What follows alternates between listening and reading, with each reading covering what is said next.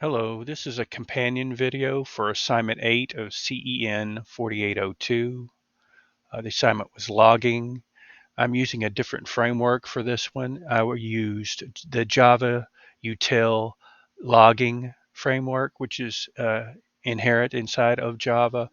And this time I will be using the Log4J, which is an Apache framework. The requirements are the same. We're going to write a Java program utilizes logging and extract meaningful data from our log. Using Log4j, we have retained both the read and the write classes, which read from the log and write to the log respectively.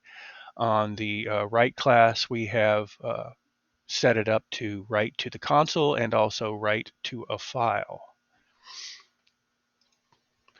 If you watched my previous video on the Java util logging, you will notice that one of the files is missing our initialization where we set up the logger and set a path for the file. That is missing. What we've done instead is added this file. I actually came upon this template online and copied it here and just I edited for my own information on the file path, and it sets your appenders and your log uh, properties basically here, so I won't need the initialization class. So we're ready to run this. We will run it now, and it has printed to the console. And I've noticed that there's a file created here that should mimic the console in the write method for writing the log to a file as well.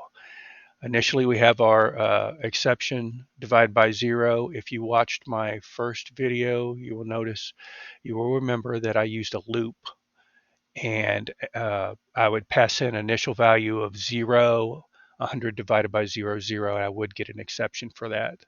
And I do in fact have that here.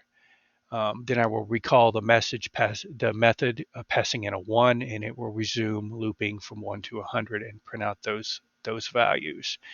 And that looks like that has happened. There's the recall, and there's the printing out of the values. And when we get to 100, 100 divided by 100 should be 1, and it is in fact 1. And then a simple information log that the log has been created. And then we went through and parsed the log for fatal warning levels. Well, first of all, let's make sure the log was in fact created. I saw that come up.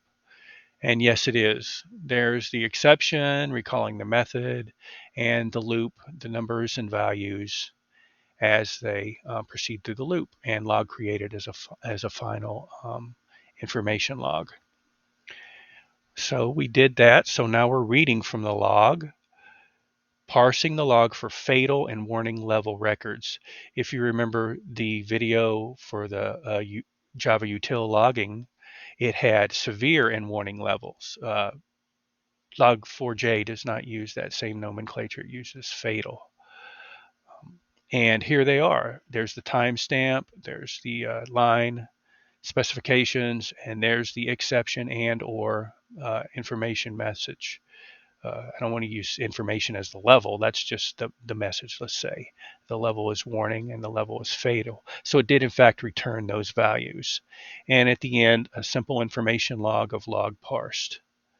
So that shows that that has been accomplished in Log4j. It's very similar. There's just some different syntax and specifications for setting it up. But I do like the fact that I no longer need the initialization file, that class. It seems a little more smooth. It depends on how you want to set it up. If you want more abstraction, or if you want it more user-friendly. And that's that for this assignment. I appreciate it. If you have any questions, please let me know.